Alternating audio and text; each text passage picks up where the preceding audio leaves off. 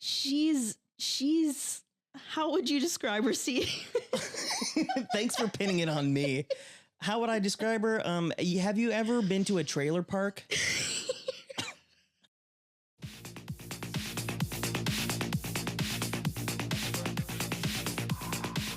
Whoa, whoa, whoa. Ayo. Here we are again. Another episode. Jersey Shore, Sis and I sitting here ready to dig into what's going on next with our little Macaroni Rascals. But first, before we jump on in, Sis. Yes. How are you doing? Oh, I am hanging in there. I'm coming off a week of being sick with a lovely cold virus that my son passed along to me from daycare. So that was fun. Yeah, it seemed like it was pretty rough. You were kind of really out of commission there for a little bit. I was really out of commission, and I have to say, I feel like having this cold virus was way worse than when I had COVID, which is crazy. And I only just had COVID back in December, so it's just like a double whammy for me, being sick. Yeah, I'm not used to that. One right after the other like that? One right after the other, and then this cold virus was way worse. And I think maybe I had a touch of strep as well on the end there. I mean, it was rough. Kids will do that to you because your little boy. I don't know if you want his name out there or whatever. It's out there now. Okay, well, we can cut that out. Your boy, he just started school. He just started school a couple of weeks ago. Well, he started school and then he got sick. So then he had to immediately stop going to school. Yeah, exactly. Those little kids will do it to you. Oh, they are carriers, man. They're like little petri dishes. Little grubby kids with legs. What are you gonna do though? Get sick? I guess so, which is exactly what you did do, huh? So we all got really sick. So all that to say, we're on the mend now. We're all better. We're about to take our trip to Puerto Rico. I think we may have talked about that a little bit in the last episode, but it's finally upon us. We're leaving in about 48 hours. I'm so excited. That's awesome. Do you get the award, the pre-travel stress jitters? Well, only in a sense of packing wise, I'm still only half packed, which is pretty good, I think, for a lot of people. A lot of people just push it to the last minute. I don't like to do that if I can help it. That's what I do. Yeah, that's stressful. It's very stressful. Yeah, no, it's incredibly stressful. I just got back from Cabo, last weekend I was in Cabo, or a weekend before that, something like that. And yeah, I did not pack until it must have been 6 hours before the flight. Yeah. I had a wet shirt that didn't make it out of the dryer. Nice. So it got nice and everything a little bit damp. Oh yeah, for me when I was in Cabo. Moldy smell for you when you. Yeah, no. Luckily, it didn't smell bad or anything like that. It was just everything was just slightly damp. Everything was cold inside my suitcase whenever I unpacked it. Ooh. So that was fun. Cabo was good. That was the first time that I had been anywhere far since your wedding, which was in 2017 or something like that. Well, that was 2018. But yeah, Puerto Rico. This trip will be the first trip we're taking kind of post COVID. I realize we're still kind of in COVID, but with the ability to travel now, this is going to be the farthest we've been away from the baby since he's been born. So I'm a little jittery about that. But that'll be good. That'll be a nice little getaway for you and the hubby. It'll be very nice. So we're celebrating our wedding anniversary plus my birthday this month. It's a big month. Yeah, big month. Lots going on. I just drew a complete blank on what I was going to say. I know. I could tell you had something there on your mind, and then I saw it in your eyes as it flew out the little windows of your eyes. It's been a very long week. We had the freeze that happened here in Texas for 2 days, and just not being able, because I was coming off of Cabo, so I was already behind in work, a little bit. Then the freeze happened, and for me and my job, I need to be able to be out in the world and doing stuff. So just losing those 2 days really set me back even more. So this whole week I've just been pushing ink and really burning the midnight oil and just in an effort to get back to a normal kind of schedule. Right. So yeah, it's been a long week. So I might blank a couple of times here, but that's why I've got Sis here to keep me on track. Oh yeah. For everything. That being said, why don't we dive into this episode? A little bit of a different episode. This one, you and I actually were just talking about this before we started, that this one feels, I don't know, it felt a little different than the other episodes have, and not in that palate cleanser kind of way that we usually will get the dip down in between the like really high drama episodes. This one felt a little different in general, and I can't really put my finger on why exactly that is. Well, to me, it feels like it's almost like it's going up the hill now. Again, we kind of had the dip in the momentum, shall we say, in the last episode 5, and now we're kind of going back up the hill a little bit. This one also felt very much more so centered around Ron and Sam to me. Yeah, no, that's definitely fair. For just certainly Ronnie. Yeah. This was definitely like a Ronnie highlight episode. Yeah, you know, as I was watching the episode, I even kind of said, "Where's JWoww?" I have not seen JWoww. Like, she shows up very briefly in the episode and then is just pretty non-existent except for a couple of like shots of her dancing, like very whatever. brief shots of her dancing or laughing at a joke, or I don't even know if she talks in this one. Maybe to say like a couple of words. She says she has a hangover. Oh, yes, that's true. But I was in the middle of my note taking and I had gotten, pretty deep into the episode and I was like, wait a minute, I haven't once written Jenny's name down. Yeah. So yeah, agreed. This is definitely not a Jenny highlight episode. I think she kind of had, enough of the drama in the previous episodes. So now it's kind of time to let someone else have the limelight. So. Yeah.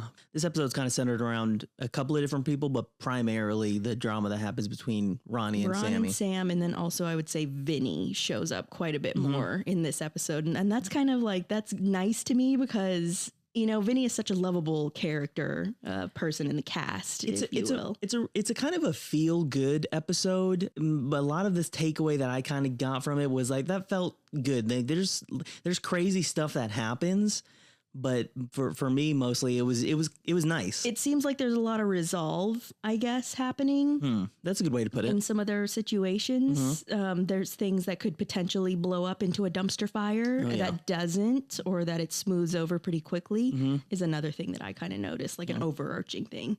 This is episode 6. And at some point in the episode, someone says 2 weeks. There's 2 weeks left of them being there. So I'd imagine that we're about 2 weeks into this, a week and a half into the kind of show here. This is episode 6. It's called Boardwalk Blowups. The names on these episodes are pretty spot on as to what the actual episode is going to be about. Yeah. They're really, really on the nose. I'm finding out as we go on. I never really paid that much attention to the names of the episode, but doing this and taking a deeper dive into like the little smaller details of each and every episode, I always look forward to the next one because I'm like, I wonder what that's going to mean. I wonder what that's going to be like. Yeah. So this one's called episode 6, Boardwalk Blowups. Sis, you have a recap for us? Yeah, like Steve said, this is called Boardwalk Blowups. The air date was January 7th of 2010. So this was the first episode that we got of the new year. Because if you remember, we left off on the last episode. It was literally like the last day of 2009 was episode 5. So we're in the 10s now. We're in the 10s now. Mike, the situation, invites 2 girls to the shore house, but things get out of control and Snooki gets into her second fight of the summer. Meanwhile, Ronnie has a brawl of his own, leaving Sammy to put their relationship into question. We pick up on this episode immediately after what happens in the last episode, which if you don't remember an episode, what was it? Episode 5. 5. Yes. Yes. So we're picking up the next day after what happened. So basically it opens up with Vinnie explaining to Ron that he stole Danny, the boss's girl. Her name is Tanya. Mm-hmm. So he basically pulled a robbery, which I feel like that's the first time we actually hear that term said. Yeah. So far. We get a couple of those classic Jersey Shore lines in this episode. GTL also, we finally hear. I think for the first time. The first time we hear those letters in that combination. Yeah. So before we get onto that, so basically he's talking to Ronnie and he's giving him a recap of the night before. He's like, pretty much, it's been nice knowing you because I'm pretty sure I'm getting evicted. I pulled a robbery on Danny's girl last night. Yeah. We were just talking and she was like, yeah, I was out earlier having dinner with Danny. Danny. And he's just like realizing he's in trouble. Yeah, he's like, Danny. Who? Danny, your friend Danny? Who's this Danny? And they're like, Danny, your landlord Danny. Yeah. That's quite a shock to Vinnie, because I definitely feel like Vinny's not that kind of guy to steal someone else's girl that he knows. Intentionally. Yeah. Which the whole thing isn't intentional. I mean, it wasn't at all. Tanya didn't come clean. Well, exactly. I mean, that's the thing. It's kind of, it falls on Tanya to, kind of stick with the guy you're on a date with, I suppose, or at least give him a heads up like, hey, you're kind of boring me, so I'm going to move on. Tanya be creeping. She be creeping. Yeah. Trademark that.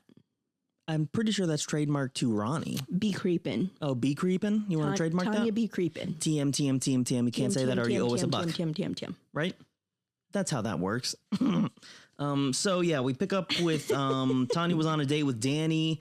And then that whole thing kind of gets resolved, and I'm pretty sure the next scenes that we're agreed to is GTL. Yeah, the guys are heading out for the morning to go do GTL. They apparently do this every morning. Vinnie is considerably confused at why this is a thing for them. These tasks that they're doing are not fun by any means, and I mean I have to agree. The GTL stands for Gym, Tan, Laundry.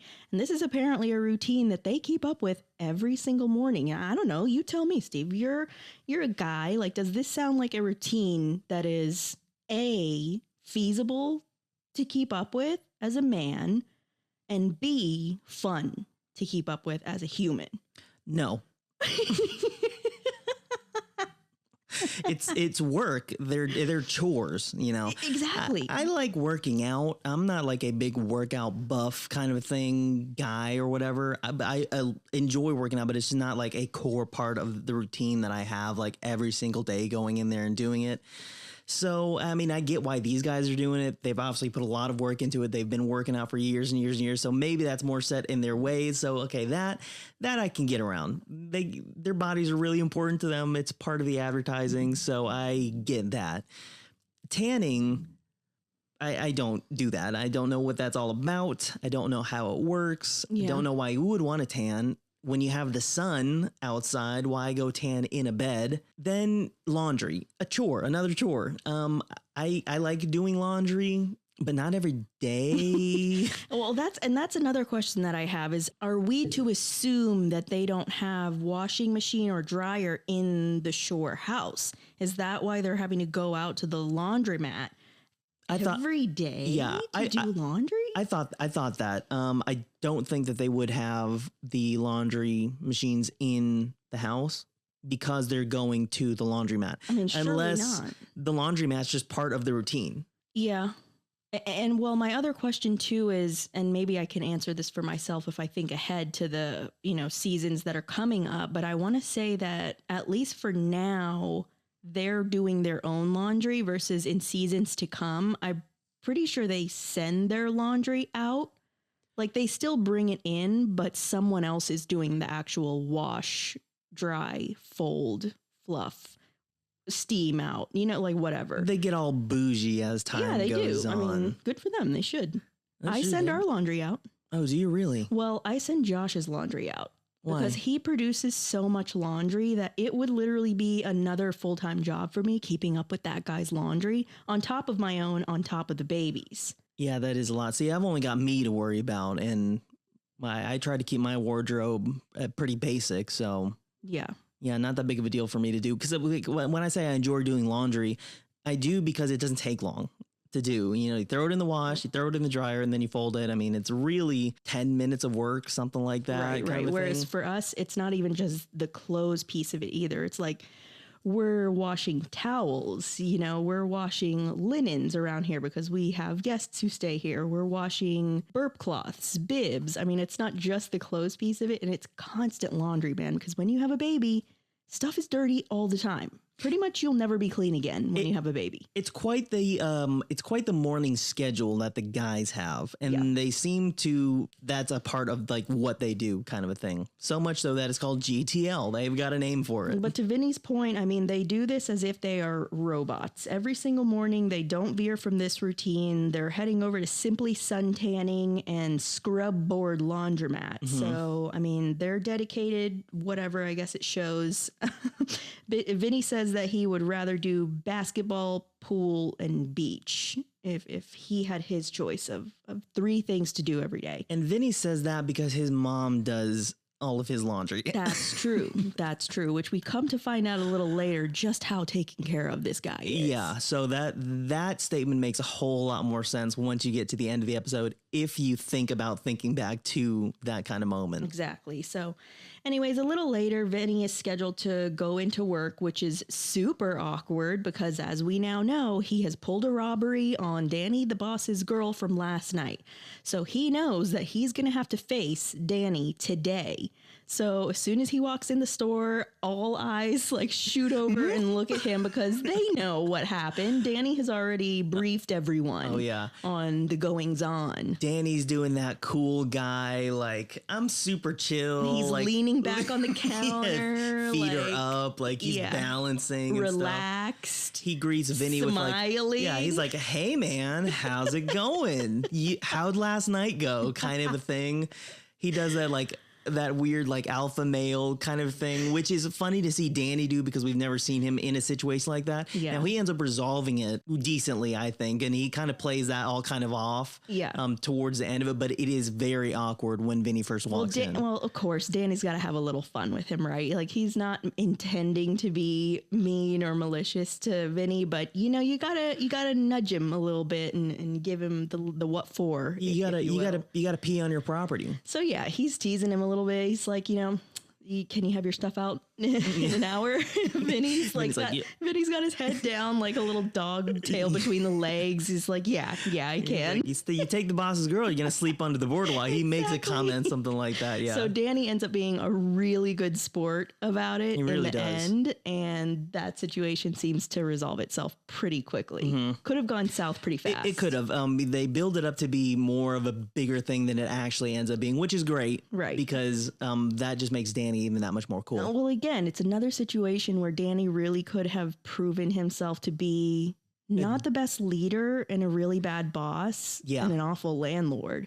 But again, like he's keeping his cool. He is the adult here in the situation. He really is. He really comes to, it really shows how good of a boss he must be, because it seems like he kind of genuinely cares. Yeah. Kind of a thing. So just more brownie points for Danny the boss. I love that guy. We love him. So we're moving right along. Mike's sister, Melissa, calls up to the house, and Vinny is the one who ends up answering. I don't know if that was just a fluke kind of thing, or if they maybe told Vinny, oh, Melissa's calling, you know, go ahead and Vinny, you answer it, and let's see what stir the pot a little bit. He's basically trying to get her to come out that night, and he's like really trying. Apparently they spend like 45 minutes on the phone or something like that. He says they spent 45 minutes on the phone. I thought that was more of just like a jab saying, hey, Mike, I talked to your sister for like an hour kind of a thing. I don't know. Could have been. It's edited to seem like a quick conversation. It seemed like a quick conversation-ish to me with like a little bit of flirting in there. Yeah. But it's anyone's guess how long they actually talk. The point being, they talk. They talk for quite a while, and they're just, like you said, they're flirting a little bit back and forth. It's really cute. You can already tell, like, Vinny is forming this crush on this person he hasn't even seen. He's only talked to. She sounds like a real cute girl, you know. I don't know what she looks like. I assume she looks like Mike, you know. Who knows? Mike realizes that Vinny is crushing on his baby sis. And then, I don't know if you noticed this, but when Mike walks out and they're having their exchange about Melissa, the sister, is that Tom in the background walking out of the house with a pizza box? I didn't notice. Did you miss that? I missed that completely. You'll have to go back and look, because it looked for a minute like Tom, Jenny's boyfriend, was there. I'm generally just watching what's happening in front of me. You seem to catch all those little details like that. I didn't catch that at all. I wonder if we'll see him appear in the next episode, and if so, maybe all the stuff that happens there gets put into the next episode. Oh, that's a good observation. That's probably accurate. Maybe. I don't know. I haven't watched the next episode, so I don't know what happens. Okay. Interesting, though. Yeah, we'll look out for it in the next episode and see if we see anything. But yeah, I mean, I swore I caught like this just quick second or two Interesting. of what looked like Tom walking out of the house, and he's laughing at the exchange that Mike and Vinnie are having. About his candy smile? Yeah, the candy smile. And he's got a pizza box in his hand, and he's leaving. It looks like he's on his way out. So I just thought that was crazy weird because, like we said already, we don't hear a lot about Jenny. Yeah. So Mike basically goes, Vinnie knows I'm the man of the house. Yeah, Mike's always gonna say that he is the man of the house. If you have to say that you're the man of the house, you are not the man of the house. Do you know what I mean? Oh, I know what you mean. Yeah, but Mike's gonna, put his title out there wherever and whenever he can. Case in point about that. Name redacted. Is the man of the house, and he never says it once, but he runs this house. He knows. He don't have to say it. No. I mean, he can't say it even if he wanted to, but Maybe that plays into it a little bit. Yeah. The fact that he cannot speak English at this point in his life. Maybe. He is only one. That's a good point. Almost 1.5. It's crazy that he runs the house without words, though. And he's so tiny, too. He is tiny. He just poked his little head in here just a minutes ago. He got one good look at me and immediately started crying. Yeah, it happens. Must have been the beard, or maybe that dead look in your eyes. I told you it's been a long week, man. Maybe he picked it. You're kind of freaking me out, honestly. Really? Quit staring at me. I'm looking at you like I always do. Put your eyes down. It has been a long week, so okay. That's right. Me waking myself up. Smack the old cheeks a little bit. Okay. Melissa and Vinnie start the little kind of back and forth on whatever. Pretty much, he's still kind of teasing Vinnie a little bit, pretty much orders him to stay in his own room tonight. Yeah. Anyways, Melissa ends up showing up after a little bit, and she literally looks just like Mike. The spitting image. So, someone even says, I don't even know who says it. It's Polly. Polly who says, she's like Mike with a wig. Yeah, he's like, y'all look exactly like, and she's like, do you? He's like, yeah. And then they superimpose Mike's face onto her body in that moment, which is just like great because she actually does. Spitting image. Tiny little girl. So petite, and she's super cute. Mm-hmm. Vin gets a little freaked out though, because of how similar they do look. So he kind of like loses that little spark that they had on the phone, which is unfortunate. Just a little bit. And I think that's because he doesn't like Mike. I think if it was like Polly's sister and, she looked like Polly, he would have been okay with it because he likes Polly, but It's Mike. And I have to be honest, like that, I couldn't get past that either. There's no beef with this girl or anything. It's just the pure fact that she looks like Mike. She does look like Mike a lot. She really does. It's a little jarring. Yeah. But she's cute. She's got a fun personality. She seems like she's fun. And she seems like she's not a douche like Mike is. Yeah, she seems like an actually sweet girl, which Vinnie will come to learn a little bit later. Mike plays the whole friend looking at his sister thing pretty cool. I think that's because he is so old. He is the man of the house. That's true. Steve. He's very secure. I mean, whenever people talk about you guys these days, I'm like, well, yeah, it doesn't really faze me. Whereas if I was younger, I would have been like, what are you looking at my sister for, bro? You know what I mean? I related to I'm Mike. I'm sure you had to do that often, Steve. Yeah, I related to Mike in that moment. So a little later, we're at Headliners. Finally, they all pack into like 2 cabs or something like that. There's so many of them in the house. For some reason, they like seem to multiply on this night out. I don't know. So they pack into 2 taxis. They get to Headliners. Mm-hmm. Mike is going around picking up random women. Yeah, he's on the battlefield. Like actually physically picking them up and like making them straddle him, like wrap their dresses are like coming up over their butts. They're having to like blur everything out, blur the face out, Yeah. Mike's a Navy SEAL going in first onto the battlefield. Says he's getting out there, he's getting his hands dirty. Maybe some other things are getting dirty. Ew! And he's bringing girls back for his boys. I mean, I guess. It's very weird. Ooh, it's just weird. It is weird. Ron and Sam are off on their own, Of course. Again, doing their thing. It is annoying. It starts to get annoying, and let me tell you who's starting to really notice and get annoyed by it is Snooki. Yeah. Paulie even kind of says something at this point as well, but I don't think it's bothering him enough to do anything about it, of course, Because he's not very close to Ronnie. or Sam. Yeah, so it's like whatever. So yeah, the one who it kind of starts getting under the skin of is Snooki, and apparently their habit is to have like the first drink or two with the group, and then after that they ghost out. Like no one knows where they run off to. Apparently that's kind of what the trend is for them. Which you know it's probably true if they specifically say y'all stay for like one drink and then y'all bail. That's like must be what they happen. But Sammy denies. Whenever she brings that up, she's like, no, we're always out. We always go out with you guys. Yeah. You do, but you don't stay out with everyone. And there's one thing too, to like go out and then participate while you're out too. I mean, you can be somewhere and not be present. That's a real thing. They ride with them to where they're going and then split. They sit generally close, but they're still having their own world going on. Totally.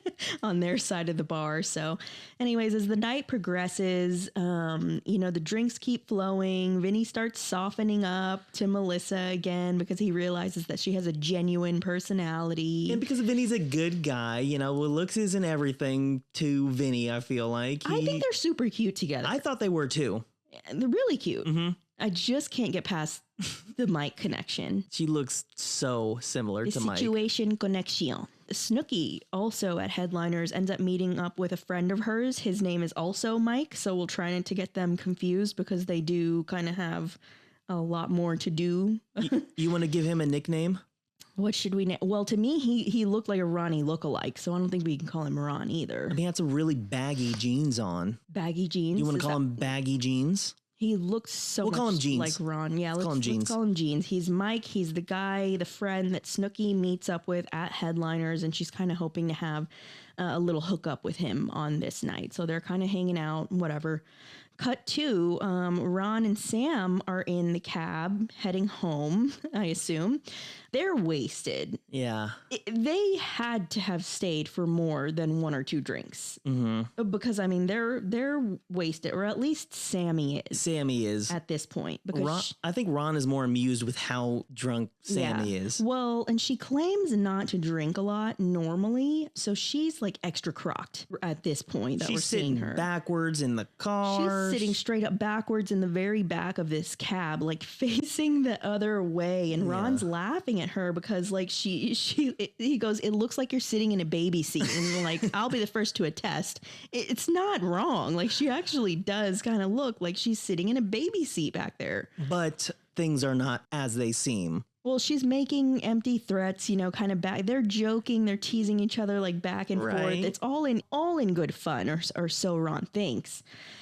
She calls him a stumpy bastard. Well, she's not even turned around looking at him. She's talking to the back of the seat. She won't even look, which to me is really funny because it could just be because she's drunk or she doesn't want the camera to see her face when she's in this state. If she really doesn't get like this, maybe she's not wanting to advertise. And for Sammy, drunk face. Looks are everything. Appearance is everything for Sam. That's an interesting observation. That occurred to me as I was like watching this scene. I was like, I'm betting that she doesn't want her face shown. That's interesting. Right now. She's like with it enough to realize that this is being filmed.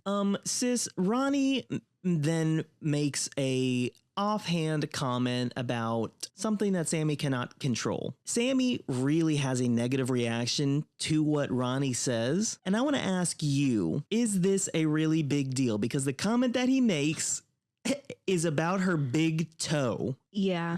I'll admit, he calls it a Fred Flintstone toe. Yeah. Which I think is really what pushed her over the edge there, but she cannot let it go. Well, and it's interesting too, because I don't think she got immediately mad from that comment. I think she was already starting to turn from fun to evil on the stumpy bastard comment. When he threw it back at her. Yeah. All of a sudden, something shifted in her. Yeah. And she didn't like that. He was like throwing that insult back at her for some reason, even though she had just said it to him. Because both of them say one thing and do the opposite. As soon as he shot back at her with that, she flipped. Yeah. And so you think that it was exacerbated by So I think that? she had already started going downhill on the fun factor. And then once he kept it going with the big Flintstone Fred whatever toe, that immediately like sent her over the edge. Do I think it's reasonable? Like, is that what you're asking me? Yes. No. Yeah. I mean, it's a drunken fight, right? But knowing what we know about Sam and her insecurities about her looks True. and outward appearance, that's a devastating blow from your boyfriend. Or whatever they are. Or whatever they are. For someone, not even just someone, but like your significant other to make a personal remark about something that you believe that they know is a sensitive subject for you. I want to see that toe. That's rough. That's exactly what I wrote, dude. I was like, I got to see this warlock. Like, I want to see how bad this thing is. She got like a hoof down there? I mean, how big must this toe be for Ronnie to make a comment about it? I'm not going to lie. I Googled it to see if I could find the Flintstone toe. Well, that's the thing is Sammy's always wearing flip-flops. Nothing looks out of the ordinary. That's true. I couldn't find anything. It's probably one of those things where she's the only one who sees it. Oh yeah, for sure. I mean, I'm sure it's in her mind. It's bigger than it actually is. This Ron and Sammy relationship is so hot and cold, like, and it just turns on a dime. On a dime. Because they spend the rest of this episode fighting, making up. Fighting, making up. Like, it's exhausting. I mean, but as soon as he says the comment, you know, your doorstep big toe, dead silence in the back seat. Yeah, and I think he even turns around to like look and make sure she's still alive back there. Yeah, he does. Because of that devastating blow he just laid on her. Yeah. And as soon as he sees her, you can see it in his eyes. He's like, oh, I'm in trouble, aren't I? I crossed the line. I crossed the line, which is crazy that I crossed the line because her toe is so big. She's always crossing the line. Zinger. How do you like that? That's a good one. That's a little good one. joke there for free, y'all. Yeah, I really want to see that toe. But Ron goes, you're acting like a Jersey girl. And again, that's another one of those comments that it's just like, I don't. Jab. What does that mean, though? I think it would be like, She goes, no, I'm not. I'm not a typical Jersey girl. Yeah, I don't know. Maybe just like super emotional. I don't know. I'm not from Jersey. I don't know. I don't know. I would assume a Jersey girl is like the girls that we've been seeing on this show. Yeah. That doesn't really apply to this situation. They're all from Jersey. So yes, accurate. Yeah, maybe it's just a drunk thing. It's gotta be. Everything is just bad. It's gotta be. But I mean, all that to say, like, he's got the knife in her and he's just like twisting, you know, little twists. Which he does constantly throughout this episode. Like, you're already in trouble, man. Just now's the time to dummy up. Cut your losses, bro. Just like, so this doesn't happen anymore. Head home in silence. Yeah. Anyways, cut back to the club. The roommates are leaving headliners and they're piling back into their taxis to head home. Yep. But Mike doesn't feel like going home at this point. Nope. He wants to go to Karma. Mm-hmm. So they pull up to the club. Snooks isn't feeling it, so she's going to stay behind. But she decides that this is an appropriate time to test her friend / hookup, Mike, a.k.a. Jeans. Mm-hmm. So she says, you know, if you want to go meet some girls and stay out with the guys, you know, you can go ahead. I've never seen a guy move so fast out. He was out of there. You could see the smoke trail behind him. He was like, later. Like, you offered. I'm out of here. Yeah. And the look on her face is just like, okay. What is this test? What is this thing about testing? What is that all about? I don't know, man. It's just asking for failure. That's what it is. Yeah.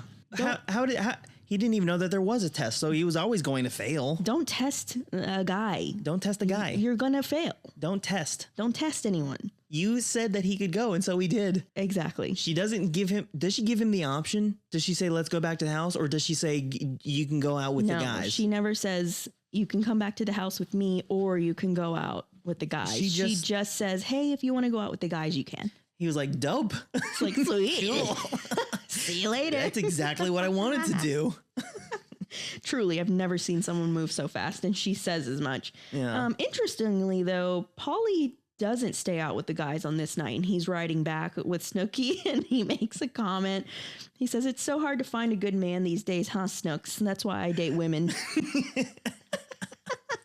I thought it was interesting that Paulie stayed behind. Yeah, really interesting. Maybe just had enough. Yeah. For the night, for the week, knows whatever when to day say it was. Enough is enough, you know. I always like Paulie's just so cool, so I love that him like making all those little jabs. Like, yeah, man, this guy is so charming. Yeah, he knows what's up. Yeah. So we're back at the house, and Ron is eating his feelings. He's got his head neck deep in the fridge, you know, looking for something to eat.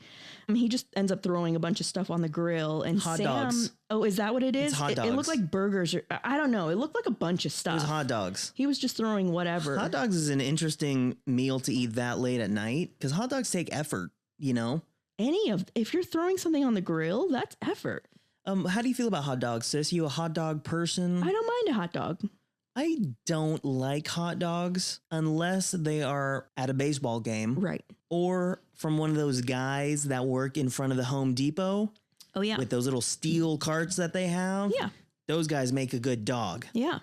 For sure. I've never paid for a hot dog unless it was from one of those guys or at a baseball game. The ballpark, which they're overpriced there, but they're worth it because they're sizable. You can share that if you wanted to. So here's the question, though. What kind of toppings are you? I'm a toppings guy. Okay. That's why I like the Home Depot hot dog so much because you get some grilled jalapenos, grilled onions on there. You get a little pico de gallo on there. Top it off with just a little splash of mayonnaise and ketchup and a little toasted bun. It's delicious. Yeah. That's a loaded dog. I believe it's a Mexican hot dog. With the pico de gallo being well, it's certainly a Mexican eating that hot dog. So yeah, delicious. Whereas at a baseball game, you're really only limited to mustard, ketchup, and then that relish, sweet relish, whatever that is. Yeah, that you get on the dog. Or cheese. They'll put the nacho cheese and the chili on them at the ball. Ooh, I don't do that. I don't like a soggy mess. Me neither. Of a meal. Not normally. I'm a very plain hot dog eater. Okay, what are you topping your dogs off with? Classic. Ketchup, mustard. That's it. Interesting. And light on the mustard. Don't like mustard. I do. It like adds that just enough of like zip that you need. Yeah, I don't like. And then the ketchup is nice and sweet, and then the dog is salty, and then the bread is soft. Hate mustard. It all evens out. Really? But light on the mustard. That's the key. So in the episode, how did we get off on that? Because Ronnie's cooking hot dogs. Okay, so Ron's at the grill. Sam is like sitting awkwardly nearby, watching him grill. I saw that. Weird, but silent. Like they're not speaking to each other at this point. I want to know if Sammy went out there prior to Ronnie grilling, or if she saw that he was going to grill and then went out there. I don't know. We don't get the footage enough to see that, but the roommates happen to show up right as all of this is happening, and they immediately pick up on the tension between the two. How could you not? Snooks goes to talk to Sam, who has found her way back upstairs by this point to figure out what the heck happened. Sam's mad because she doesn't like, apparently, when people make fun of her looks, and she eventually, repeats back what Ronnie said about the Flintstone big toe, and the look on Snooki's face when she realizes what all this is about is just dumbfounded. Like, I think she even says, I'm going to smack you right now if that's what you're this upset over. Yeah. Come on. It's ridiculous. Yeah. It is. And it's good to hear that coming from someone who is also ridiculous. And who's also probably had a couple of drinks too. So she, she's probably... Because it's a very obviously stupid problem for them to be fighting over. Silly that they should be getting this upset on this level, that they should be letting it ruin their night this way. But it's just par for the course for them. I mean, that's just their relationship. Drinks or not, that's just their relationship. Well, Ron ends up coming in. He's like trying to reason with Sam, trying to like explain, like half explain what happens now, to Snooki. This is what Ronnie says. He's talking to Snooki saying, just leave her alone. This isn't going to get resolved. He's trying to say all this stuff and then immediately turns to Sammy and tries to resolve the whole thing. Yeah, I noticed that. And he does that constantly throughout the episode of saying one thing and then doing the exact opposite. And then, Sam ends up saying, I would never make fun of you, Ronnie. But isn't that what started the whole thing in the first place? Is she was making fun of him for being a stumpy bastard. That's what I'm saying, is like, you can't win with them. You really can't. You really can't. So that's kind of where we leave that on pause for a minute. Back at Karma. Let me back up. Oh, okay. Should he just leave her alone? Is that the smart move, to just let her just ride it out? I think so. But I'm always a one who is like, let's take some steps back from the situation. Maybe we just both need to sleep on it for the night and then talk about it with clearer minds. I don't think it's ever a good idea to talk about something whenever you're not in your normal state of mind. You're just pouring fuel on the fire. I mean, yeah. If you're both upset, I always think it's best to just let things lie. I'm glad we agree about that. But that's not the show we're talking about. So no, I say the more, throw the fuel right on there. That's the reason why we don't have our own reality show, Steve. We're way too boring. Put the fuel in your mouth and blow it out. Yeah. That's the kind of fuel I want on that fire. So we're back over at Karma. Mike he's meeting up with Alex. He's asked his little friend Alex to meet him there. And now, for those of you who don't remember, I don't think we knew her name back then, but she is the girlfriend of, I hate to use this term to describe her, but she is one of the grenades from a previous episode. Yeah, the buzzkill. This particular girl, her name was Barb, if you remember. Barb the buzzkill. A buzzkill. She's a complainer. Polly ghosted on this girl to try and escape her atmosphere because of how boring and annoying she was. Mm-hmm. And guess what, sis? She's the exact same. She's the exact same. That is just how that girl is. It's very unfortunate. Anyways, she is the girlfriend of Barb, who had wanted to hook up with Mike that night, but things kind of imploded and it didn't happen. Mm-hmm. Anyways, she's meeting back up with Mike again tonight. Yeah, I wrote down her friend is Battle Axe Barb. She meets him at Karma and he invites her back to the house. So finally, they're all back at the house. Ron and Sam are talking on the balcony. And Ronnie is like physically restraining Sam from walking away anywhere. Like he's got her pinned between the balcony banister and himself. So, she doesn't want to have the conversation at this particular moment, but he wants to. So what Ronnie wants, he gets, and she keeps trying to break free from him. And for a moment, it kind of scared me to realize how much Ron uses his pure brute strength to try to control her. For a minute, it made me kind of uncomfortable watching him restrain her that way when she clearly didn't want to be there that close to him talking about this. And they weren't even facing each other. She's facing outward on the balcony and he's behind her, almost doing a behind you hug type. I must have missed that part, but it does make sense that Ron would use physicality in most of the things that he does. Yeah. And I mean, now that I'm thinking about it, he does do that quite a lot. He just uses his pure brute strength to try and make her do what he wants in any given moment. So I just, but they're just, they are going back and forth on the whole night. Sam tries to fix it and Ronnie's not having it, and Ronnie tries to fix it and she's not having it. And then what ends up happening is when it doesn't go his way, Ronnie goes back into creep mode. Well, yeah, because Ron is threatening her that if she really wants to walk away right now, that's it. That's strike 3. He puts strikes on her, as if he hasn't already struck out with all of his indiscretions. Playing baseball, sis. Give me a break. And he's basically threatening that it's done. And she ends up walking away. She finally breaks free of him. She walks away. So out of spite, yes, he claims to be single again. And he goes and announces it to Vinnie and Polly. And they all leave to head to Karma to go creep. And spite isn't the word that you are using. That's the word that Ron uses. That's literally what they said. He's out of spite, I'm going to go and creep. He says, I'm back. Vinny's ecstatic. Can't believe it. Polly, I think, kind of knows he knows what's up.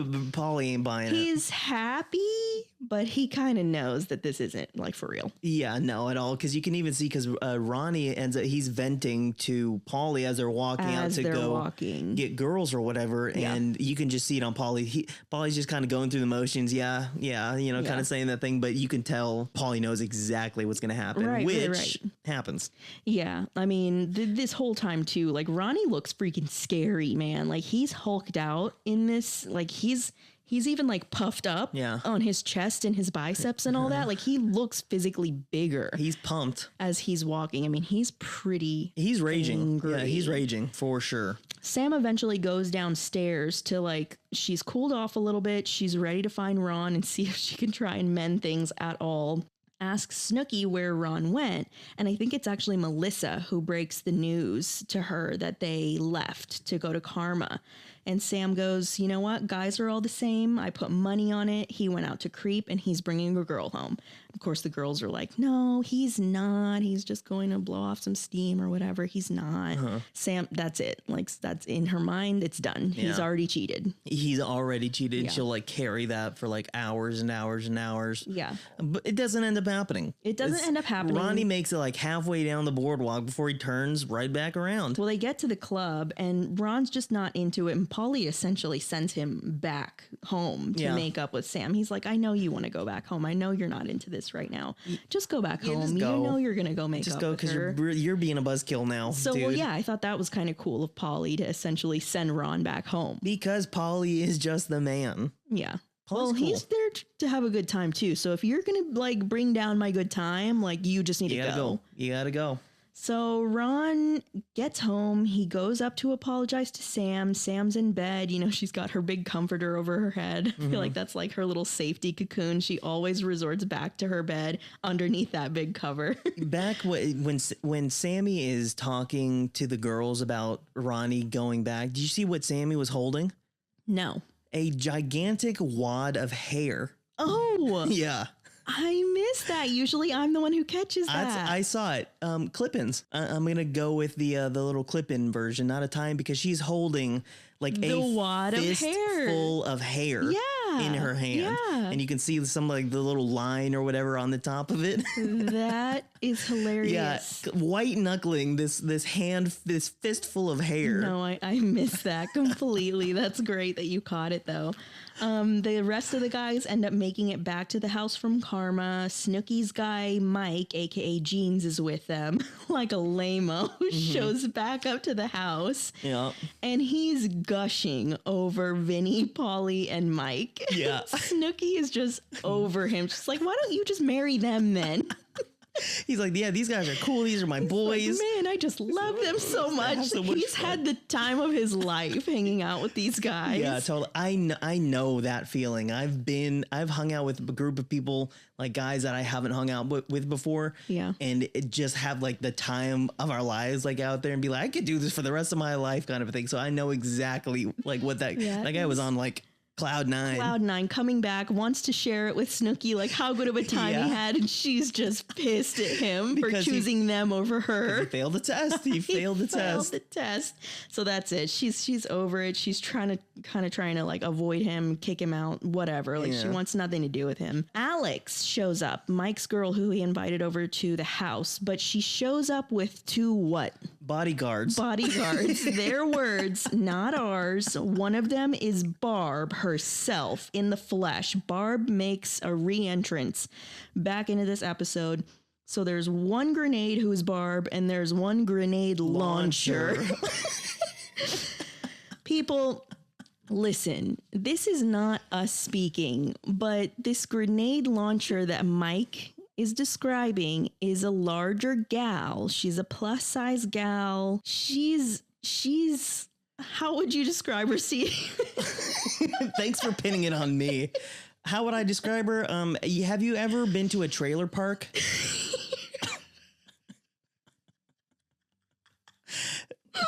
She's wearing a very tight blue tank top and very loose pants, like sweatpants or something like that. Her hair's pulled up into a really nasty Have bun. you ever been to a trailer park? Okay, like that is how I would describe her. It's rough. Snooki calls her a hippo at one point. Yeah, her so words. Please, like this is her word. These are their words. And to be fair, she's pretty intense. She's a pretty intense gal. She gives off a bodyguard, type vibe. Yeah, I mean, she does. God, it's so bad. Is Barb wearing the same exact outfit that we saw her in last time? She might be. It looked like the same outfit. So much so that I've got a note right here that says Barb's outfit the same.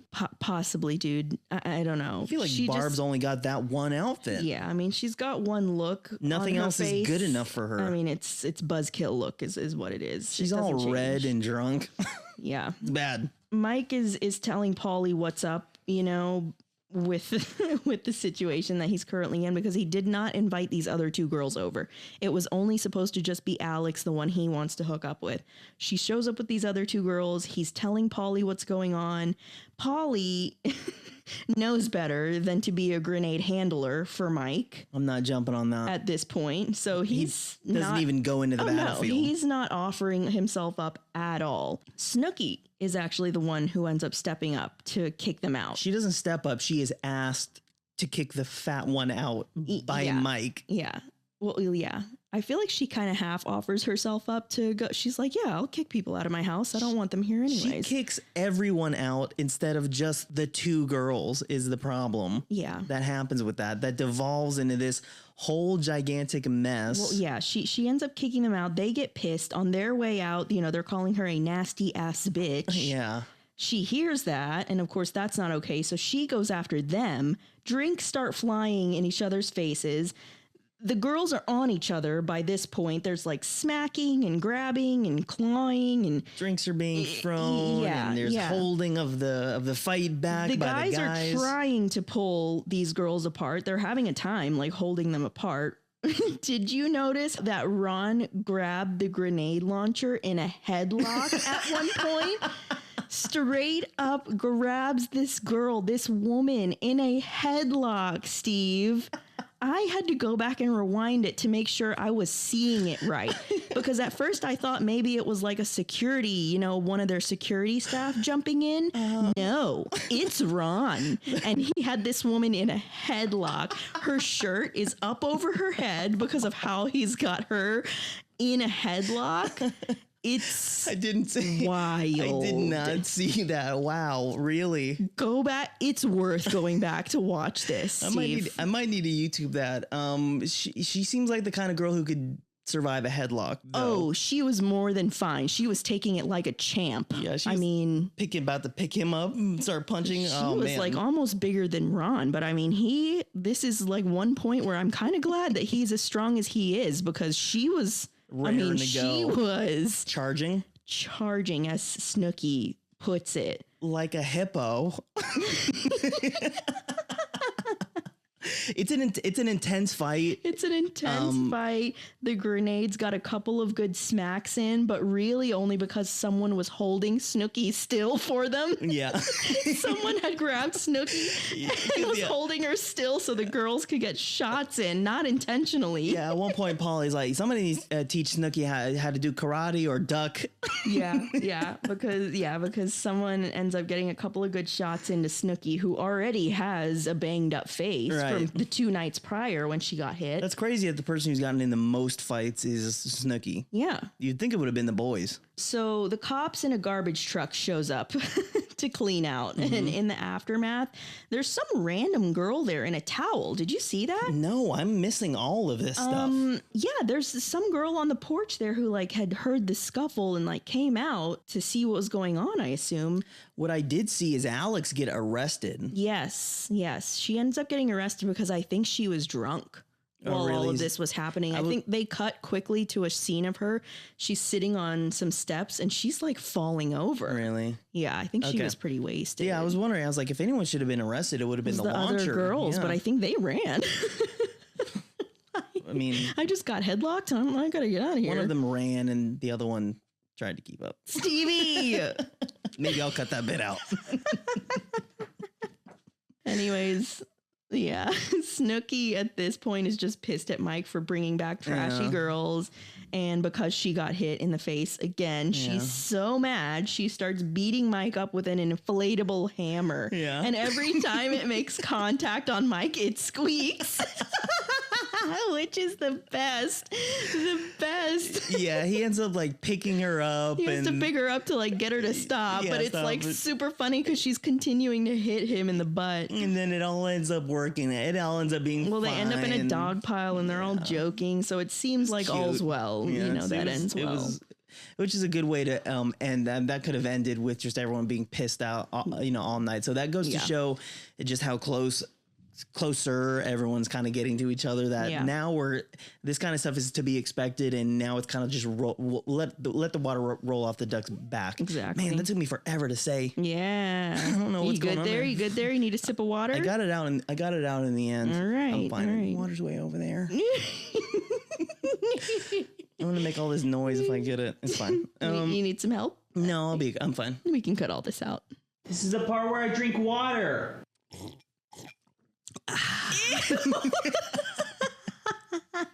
Okay, I've got my water now. Okay, so that ends up working out okay. We go to the next morning. Yeah, we're on the next day. Who's showing up on this day? The morning after. Vinnie's family is coming in this day, and there's shots of the dirtiest shots of the house that you've ever seen. It's so gross. The dishes are overflowing. There's half-eaten food everywhere, empty glasses, trash is overflowing, broken glasses.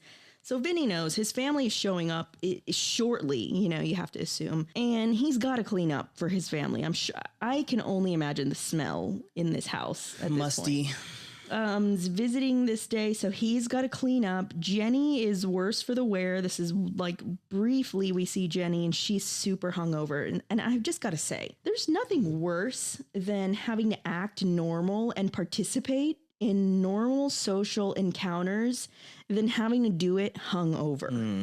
And it's even worse if you're a parent and you have to parent hungover. Oh, really? I've never been a parent before. That is a punishment. Yeah, I would it will make you never want to again. I would think so. I've definitely been in situations where I've not been feeling great and had to put on a farce like I'm okay. Yeah. It's almost impossible. It takes so much out of you. Vinnie's family, they end up showing up. They start filing into the house. I ended up losing count. I tried to count them all. I think there's about 8 of them total who show up. That's how many I counted. It reminded me of our family a little bit, kind of. You invite the family over, you're going to get the entire family. The entire family. And he makes like a comment towards that. This is actually only 10% of us, Makes sense. That's crazy. Because it's a lot of people. It's a lot of people. They just keep on file. It's like a clown car. Yeah. It's hilarious. Italians. Well, Vinnie's mother is a Sicilian saint, I just have to say, because she brings in tray after tray of this just delicious looking food, man. Like you can smell this food through the TV. So good. It looks so good. And she brought it for the whole house too. Like pasta, not just Vinnie. There's sauce. Salads, they've got salami. Chicken. There's bread there. I mean, they've got everything that you could need for a proper Italian lunch. It looked so good. Multiple courses. And that's how Vinnie's eating all the time. Oh man, like no wonder though that they have to go to the gym as hard as they do. If they're eating like that all the time, you would have to. And I would think that all of them pretty much have that same kind of setup. Like a same kind of lifestyle back at home. It's true. Yeah. I mean, it's a lot of pasta. Apparently, a true Italian woman, by the way, pleases everyone else first in that she lets everyone eat first. She makes sure that they all have what they need. She cleans up and then she eats by herself alone by the end of it. Is that most moms? I mean, that's how our mom was. Yeah, it does sound familiar. Like, I think that is kind of like, it's a cultural thing for sure. Like I think that is a thing in Hispanic culture and apparently Italian culture. Our mom hasn't had children in her house for years now. We're all older. We've all moved out. But my mom still cooks in like batches of food. Like she just cannot figure out how to like make the portions smaller. Cooking for 1 or 2. Yeah, no, it doesn't exist. It's cooking for the whole family. It's just the measurements that she has in her mind. Which, hey, it's great for us because we always get trays of food too. Those enchiladas, man. So good. Mom makes a lot of good things. I like her spaghetti. Yeah. She makes a good shepherd's pie. Mom's an excellent cook. What else do I like? There's so many things. So many things. She makes a great chicken salad, a great baked potato soup. Oh man, the baked potato soup. She does an incredible chili with these like massive chunks of steak in there. Yeah. Her pot roast is legendary. Yeah. Ooh. Hey, Mom, if you're listening to this episode, how about you send us some food? We hungry. Yeah, we want to eat. And we love you. And send us food. And we love you. And thank you for all you do. But not only does she bring food, dude, she is bringing stuff for Vinnie. Like she brings clothes, the undershirts, the socks, the underwear. toiletries. Yeah, I mean, she's bringing everything for this kid, and he's just like smiling in the corner. Are these labeled with the days of the week, Mom? Just like you always do? She's like, yes, Sonny, anything for you. And all the guys are back in the back like, I can't believe this is happening right now. Just laughing. Yeah. They don't, it seems like they don't stay for very long. It seems like it's pretty in and out kind of a thing. Yeah, I think it's just a lunch. And then after it all, she ends up cleaning the house. She's sweeping. She is going to town on all the appliances, cleaning everything up. Like just, man, what a sainted woman that is. Wow. That's a mom. That is a straight up mom. Yeah. I don't even know if I'm that good of a mom. You haven't cleaned my apartment. Okay, that was way too long of a pause there. Okay, all right. We're going to have some issues here. You haven't cleaned my apartment when you come over, and you don't bring me trays of food.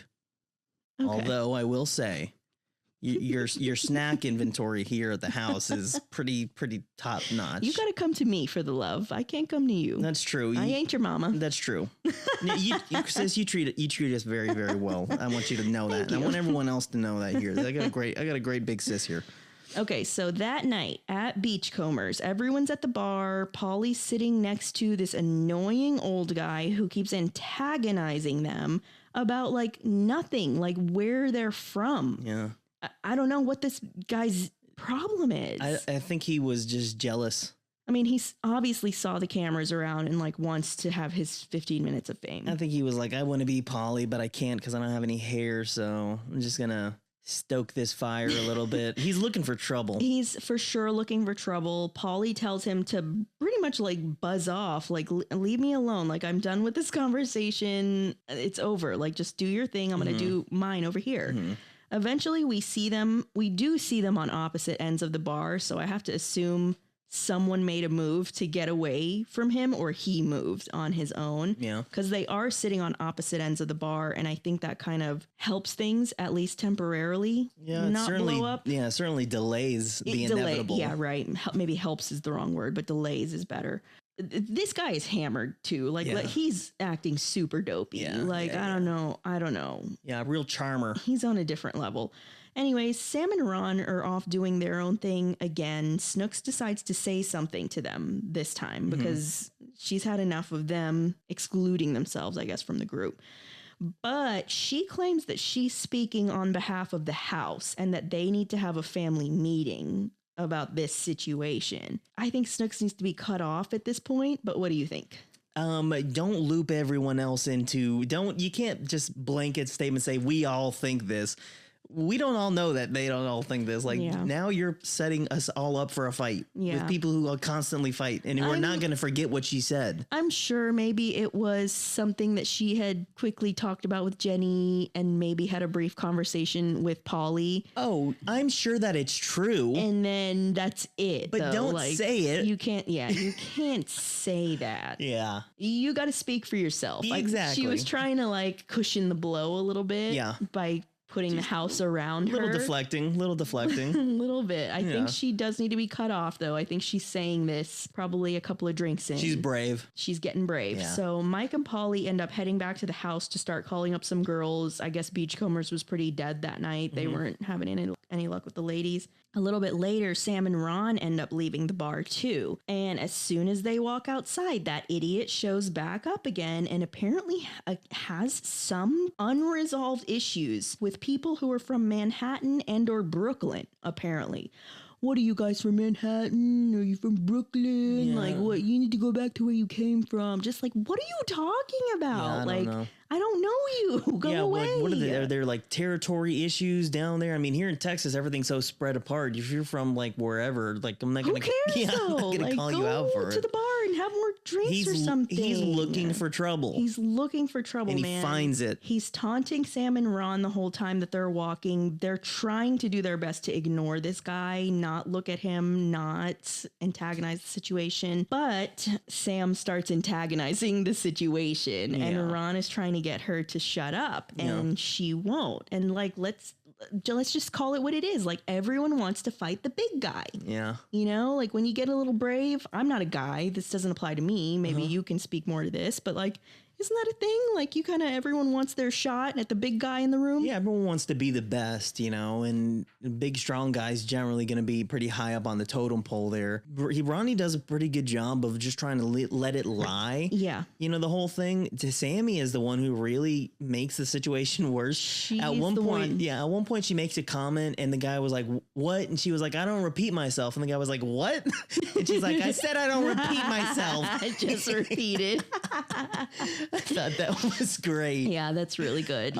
She pushes the situation over the edge. She really does, and she should have just Shut because you're not the one who's gonna get hit. Right. It's gonna be Ron. Yeah, you so are he's starting a fight that you don't have to fight in. that you don't have to finish. I'm gonna have to do this. Yeah. Do you so understand? be quiet. Yeah, exactly. So I totally felt for Ronnie in this situation. He ends up losing his cool a little bit, and he nudges her firmly. Sammy calls it a shove or a push. It looked more like a nudge, a firm nudge to me.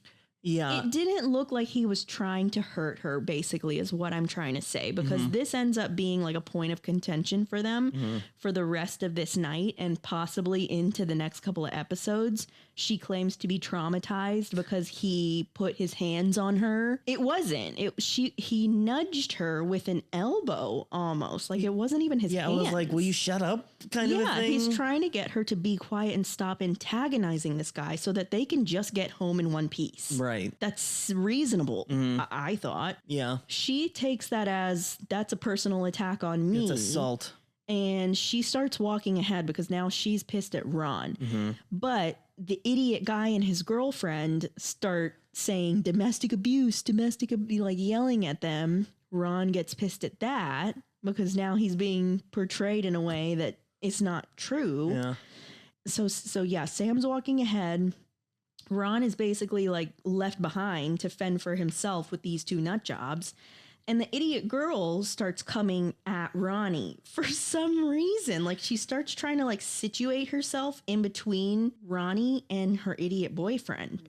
And look, PSA, ladies, if you're ever out there with your guy friends or your boy and there's going to be a fight break out, don't get in the middle of that.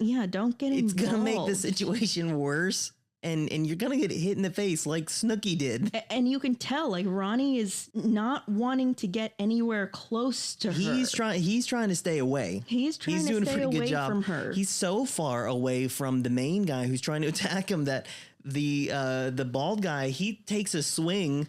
I mean, he must be like 8 foot away from more Ronnie than that. at this point. His girlfriend is closer to Ronnie than that guy is. Yeah, I mean, so close, in fact, that she starts kind of like batting at his face, scratching him, like slapping him on his face, which enrages him because now contact is being made, right? But he can't hit her. So he's got to figure out like some way to get her to like get around her because she's swinging. And also not let the idiot boyfriend come in while he's distracted with her so he won't get attacked basically 2 ways by these nut jobs they're assaulting him. Yeah. It doesn't work because they get into a big old fight on a slippery boardwalk. Well, that idiot is like doing some kind of like weird capoeira type like swaying back and forth at Ronnie. That's called the drunken fist, sis. And he tries to end up like swinging over the girl. Like he gets close enough where he can like use her as a human shield. A distraction. And he swings around to try and get at him. It's called misdirection. Ronnie ends up breaking free from around her and charging after this guy. Yeah. Flip-flops are flying everywhere. People are slipping because there's no grip. Shirts are being pulled and stretched. He charges the guy, literally like sweeps him off of his feet. And I guess the boardwalk must have been wet or something because neither one of them can seem to like get enough traction to stay on their feet. Yeah, it's a ground and pound. And then each of the girlfriends end up stepping in and they grab the other guy's whatever you can get a hold on, a leg, a belt loop, like a shirt, like anything. Sammy gives him an almighty tug and does some good work. Yeah, she's actually pretty strong. She pulls that guy off pretty far. Yeah, I mean, so they're each trying to like pull the guys off, which again, like as you said, that's pointless. Like you're never going to get these two guys off of each other. So you might as well just get out of the way or you're going to get hit. Or worse. You're going to make it worse because now there's more stuff going on and now you've got more hands on you. And so now you're trying to fight back even more. Who's grabbing me? Because I'm going to start hitting whoever's grabbing me. Ronnie has this guy in like kind of a headlock. He's like got the top of his head and he's just pounding on the top of his head. He gets a knee in there at one point. That headlock comes in handy. Yeah. Multiple times in this episode. You can see how much pressure he's got on that guy's head because the guy's head is white. Yeah. He's cutting off the circulation of that bald head. Yeah, it's like a Q-tip. Someone unknown, some friend ends up calling up to the house to let Mike and Polly know that the fight is going down right now and they need to get over there ASAP. Ronnie gets so many blows in on this guy. Eventually, like someone from a nearby store comes over and he's able to pull them apart. It's a big guy. I don't know who he was. We never see him again. Yeah. Cops are on the way. You can hear the sirens in the background. Ron ends up booking it home because he hears the sirens. It's like, I don't need to get arrested for this. Like, I'm just trying to defend myself out here. So I'm going to go ahead and head home. Sam is still antagonizing Ronnie on the way home. Yeah, man. She blames the whole thing on him. Yeah, she's just not giving it a rest. It's just like, if there's any time to be quiet, now's the time because this is your fault. And that's what he's trying to say to her in the moment. Like, all of this happened because of you. If you would have just been quiet, I wouldn't have had to fight that guy. And she is shocked that he would say that he would even suggest that it's her fault. She keeps trying to grab him and like touch him. He's like, don't touch me. Like, just leave him. Like, let him be. He's got adrenaline going. Like leave him, girl. He's got a swollen ass face. His face was so swollen. He got a black eye from that. He ends up walking home without her because he's just so annoyed with her. It's fair. Mike and Polly eventually catch up with Ron and they get him home. He puts an ice bag on his eye, but not before chucking a bench into the neighbor's yard. Did you see that? It's like that bench was made of balsa wood. Oh my gosh. It's like cardboard. It's like a superhero movie. Whenever you see somebody like Superman like throw a table or something like that. I mean, it was nothing. Like with one finger, he like throws this bench into the next dimension. Yeah, it doesn't just like scoot over. I mean, it's out of frame. It's completely. And it's a wide shot. Yeah. Like, whoa. Just again, Ronnie's strength comes out to show in this episode. He's a big boy. He is a Hulk whenever he's angry. Like, stay out of his way, man. Sam doesn't believe that she caused the fight at all.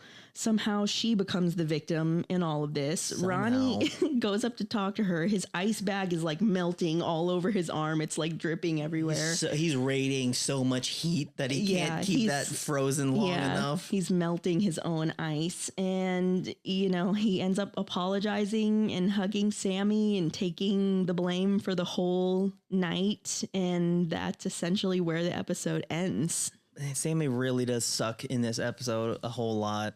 Definitely a lot of the stuff that happens wasn't Ronnie's fault. He had a part to play in it, but him going there towards the end and just saying like, you know what, like we got to like squash this or whatever. And he ends like with they're hugging and all this kind of stuff. A lot of big intense moments. And I guess that ends okay for them. I guess I really just feel for Ronnie a lot in this episode. Like, I ended up feeling a lot more for him than I intended to, almost. Like, I always kind of want Ronnie to be the bad guy because he makes a lot of bad decisions throughout the season and the seasons to come. But it's definitely a codependency situation. They're just so toxic together.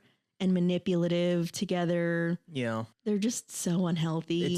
They're so bad for each other. Yeah. It's hard to watch. They're bad for each other, but they're great for us. Yeah. Because they're great for reality TV. Some great content. Interesting episode. There's lots of big intense moments, and then there's lots of like, we're at home, we're with the family, we're having family dinner kind of stuff. So you get a little bit of what the whole show is kind of about in this kind of one episode. And maybe that's, now that we've kind of talked through, maybe that's what is different to me about this episode, is that it's a little of both. Yeah. Of the really intense episodes and the really just like kind of filler, give yourself a palate cleanser kind of episodes. Right, it's all in one. Yeah. And it's definitely propelling the story forward in terms of like getting Ron and Sam's relationship a little more ingrained in our minds as to what we can expect in episodes to come and seasons to come. It's a rough digest, man.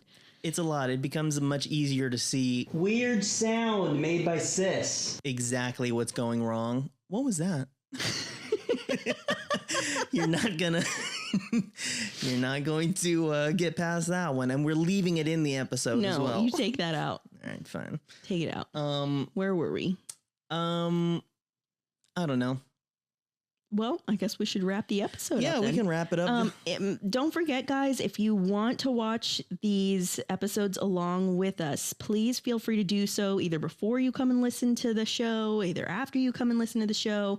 Jersey Shore, all the original episodes are streaming on Hulu, Paramount Plus, Prime, MTV.com. Google it. You can find it somewhere. Yeah, Google it. It's pretty much, you can find it anywhere. Also, keep in mind, now that we're a couple of episodes in, a lot of the stuff that we're talking about, we're not bashing these people's character, because the people who they are in 2022 is completely different than they were in 2010, 2009, whenever this. We understand they've developed as people. They're their own individuals. They have their own endeavors going on right now. We're just commenting on and using their language for a lot of who they were in January 2010, as it were. But Steve, where can they find you on Insta? I'm going to be on the Instas at Steven Lizarraga. That's STEPHENLIZARRAGA.